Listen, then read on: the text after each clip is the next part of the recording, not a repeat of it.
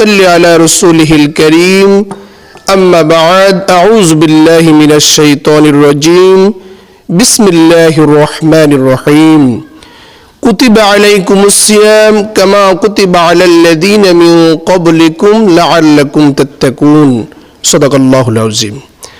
দূরে এবং কাছে, দেশ এবং প্রবাসে যে যেখান থেকে আমাদের আজকের লাইভ প্রোগ্রাম দেখছেন, সকল দর্শক শ্রোতাকে জানাই পবিত্র মাহে রমাদানের শুভেচ্ছা। সম্মানিত দর্শক শ্রোতা, আমাদের মাঝে আল্লাহ তাআলা পবিত্র মাহে রমাদানকে এজন্য দিয়েছেন যাতে করে আমরা মুত্তাকি হতে পারি, পরহেজগার হতে পারি, তাকওয়াবান হতে পারি।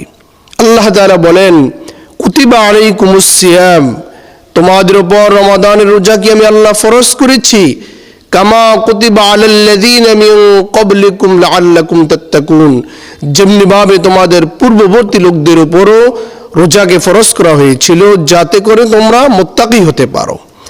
এখন আসুন, আমরা যে মুত্তাকি হতে চাই, আমাদের রোজাগুলা কিভাবে রাখলে পরে আমরা মুত্তাকি হতে পারবো। আজকে আমরা আলোচনা করব যে মাহে রমাদানের সিয়াম সাধনা অবস্থায় কোন কাজগুলা আমাদের জন্য নিষিদ্ধ, কোন কাজগুলা গৃহীত কাজ, যেগুলো রমাদানের রোজা অবস্থায় একজন রোজাদারের জন্য পরিহার করা জরুরি।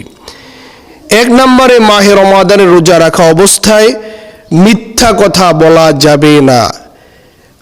বুখারী শরীফের 1903 নম্বর হাদিসের মধ্যে আল্লাহ রাসূল সাল্লাল্লাহু আলাইহি ওয়াসাল্লাম বলেছেন, যে ব্যক্তি রমাদানের রোজা রাখলো কিন্তু মিথ্যা পরিহার করতে পারলো না, মিথ্যা ছাড়তে পারলো না, ওই ব্যক্তির জন্য না খেয়ে থাকার আল্লাহ তাআলার কোনো প্রয়োজন নাই। আমরা যদি মিথ্যাকে মাহে রমাদানের রোজা রাখার মাধ্যমেও পরিহার করতে না পারি, তাহলে আমাদের দিনের বেলা না খেয়ে থাকা আর খাওয়ার মধ্যে কোনো পার্থক্য আল্লাহ তাআলার কাছে নেই। এই জন্য আমাদেরকে মিথ্যা পরিহার করতে হবে।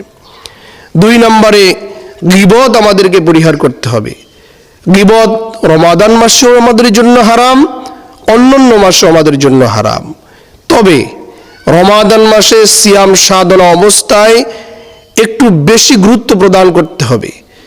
বলা হয়েছে হাদিসে পাকের মধ্যে, আল গীবাতু আশাদ্দু মিনাল কতল, যে গীবত হলো কতল থেকেও, জেনা থেকেও ভয়াবহ গুনাহ। যে ব্যক্তি গীবত করে, হাদিসের পরিভাষা অনুযায়ী ওই ব্যক্তি তার মৃত ভাইয়ের মাংস ভক্ষণ করে। এই জন্য আমরা এই গৃহীত কাজটি অনেক ক্ষেত্রে দেখা যায়, আমরা রমজানের রোজা রাখা অবস্থাতেও আমরা আমাদের দিনী ভাই, দিনী বোন, আমাদের যারা প্রতিবেশী, আমাদের আত্মীয় স্বজন, আমরা তাদের সমালোচনায় লিপ্ত থাকি, যাকে শরীয়তের পরিভাষায় বলা হয় গীবত। আমরা গীবত সম্পর্কে অনেকে জানি না। এই জন্য গীবত হলো এমন একটি কাজ, যেই অন্যায়টা বা যেই ভুলটা বা যেই গুনাহটা আমার দিনী ভাই করেছে, তার অনুপস্থিতিতে আমরা অন্য কারো কাছে যদি এটা বলে বেড়াই, এটার নাম হলো গীবত। এই জন্য আসুন আমরা গীবতকে পরিহার করি।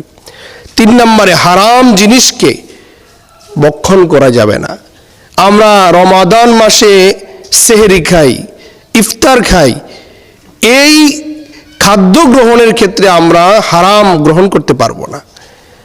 4 নম্বরে, অশ্লীল কথা বলা যাবে না। রমাদানের রোজা রাখা অবস্থায় অশ্লীল কথাকে বর্জন করতে হবে। 5 নম্বরে, ফাহেশা কাজ, যেই কাজগুলা শরীয়ত এক্সপেক্ট করে না, ওই কাজগুলোকে আমাদের পরিহার করতে হবে। যেই কাজগুলা সমাজে নিন্দনীয় এবং শরীয়ত এলাও করে না, শরীয়ত গ্রহণ করে না, রমাদানের রোজা অবস্থায় অবশ্যই ওই কাজগুলোকে আমাদের পরিহার করতে হবে। আসুন মাহে রমাদানের রোজা রাখি, যেই কাজগুলা নিষিদ্ধ, এই কাজগুলা বর্জনের মাধ্যমে আমরা আল্লাহ তাআলার সান্নিধ্য অর্জনের জন্য চেষ্টা করি। আল্লাহ তাআলা তৌফিক দান করুক, আমিন। আসসালামু আলাইকুম ওয়া রাহমাতুল্লাহ।